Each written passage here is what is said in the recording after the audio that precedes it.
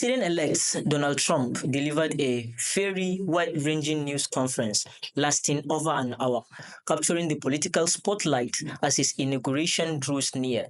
With characteristics favor, Trump outlined his bold priorities, addressing issues ranging from Middle East tension to U.S. sovereignty and his ambitious second-term agenda. Here are the 7 key topics he discovered during the event. Number 1, Middle East crisis. In one of the most intense moments of the Mar-a-Lago news conference, President-elect Donald Trump issued a stark warning declaring that all hell will break out in the Middle East if hostages still held in Gaza are not released by Inauguration Day. If those hostages aren't back, I don't want to hurt your negotiation. If they're not back by the time I get into office, all hell will break out in the Middle East. Can you elaborate? And it will not be good for Hamas, and it will not be good, frankly, for anyone. All hell will break out. I don't have to say anymore, but that's what it is.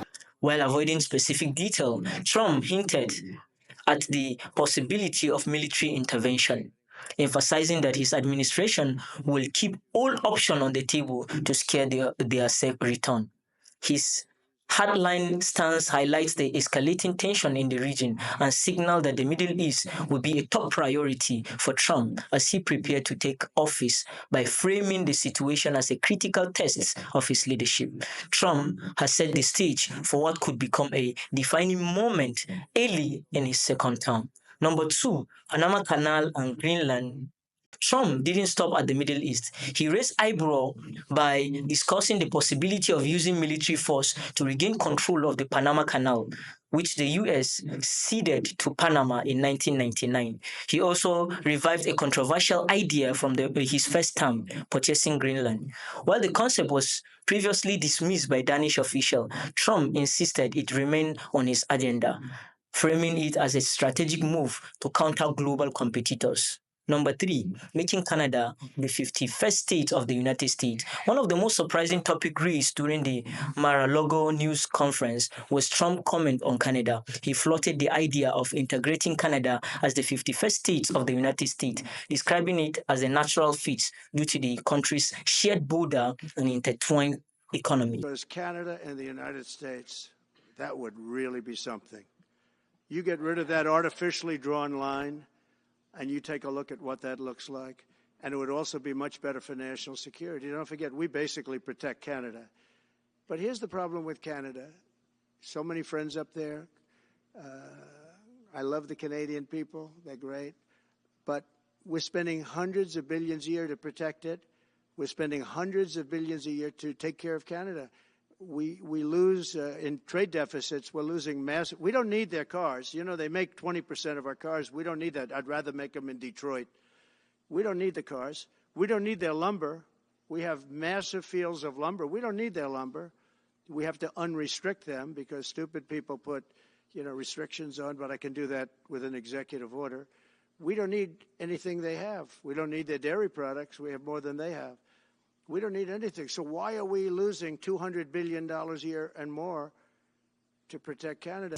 Trump claimed this move would bring what he called tremendous benefits to both nations, including enhanced security and economic opportunities. While the idea sparked laughter from some in attendance, Trump insisted it worth exploring, citing potential in energy independence and improved trade agreement as key reasons.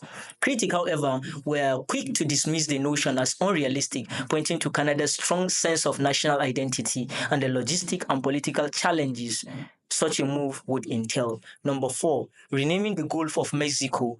In a move that blended controversy with Trump's characteristic flair for branding, the president-elect suggested naming the Gulf of Mexico to the Gulf of America. Pretty soon we're going to change because we do most of the work there and it's ours. We're going to be changing sort of the opposite of Biden, where he's closing everything up, essentially getting rid of $50 to $60 trillion worth of assets. We're going to be changing the name of the Gulf of Mexico to the Gulf of America, which has a beautiful ring that covers a lot of territory. The Gulf of America, what a beautiful name. And it's appropriate. Trump argued that the new name would better reflect the United States' dominant influence in the region, framing the proposal as a symbolic assertion of national pride and leadership. The idea quickly sparked debate online, with critics calling it a prime example of Trump's nationalist agenda. Supporters, however, lauded the move as a bold declaration of American identity. While unlikely to gain traction, the proposal underscored Trump's focus on reasserting U.S. influence both symbolically and geographically. Number five, legal battle and ongoing investigation. During the news conference, Trump took aim at the legal challenges looming over him. He celebrated a recent court decision to block Special Counsel Jack Smith's final report, calling it bad news and framing the ruling as a win against what he repeatedly described as a political motivated investigation. Number six, pardon for January 6 rioters. Trump waded into one of the most divisive topics in American politics, stating he is looking at the possibility of pardoning January 6 rioters, including those charged with violent offense. While he stopped short of outlining a concrete plan, his remarks signaled that his issue could play a central role in his second-term agenda. Trump doubled down on the characterization of many rioters as political prisoners, a stand that has drawn sharp criticism from opponents who view the event of January 6 as a grave start on democracy. Supporters, however, argued that such pardon would be an act of justice. This proposal, if pursued, is likely to deepen the already stark political division surrounding the Capitol riot. Number seven, challenges for the 119th Congress. Trump's ambitious second-term agenda faces a tough road ahead in the 119th Congress, where Republicans hold narrow control of both chambers. During the news conference, Trump unveiled his plan to consolidate his priorities into a single sweeping legislative package, aiming to streamline the process and deliver results quickly. However, he acknowledged the difficulties of navigating a divided Congress, noting that disagreement within his own party could slow progress. To address this, Trump expressed openness to splitting his agenda into two separate bills if it would expedite the legislative process. The success of his plans will depend on his ability to unite the Republicans and negotiate effectively in a closely contested political landscape.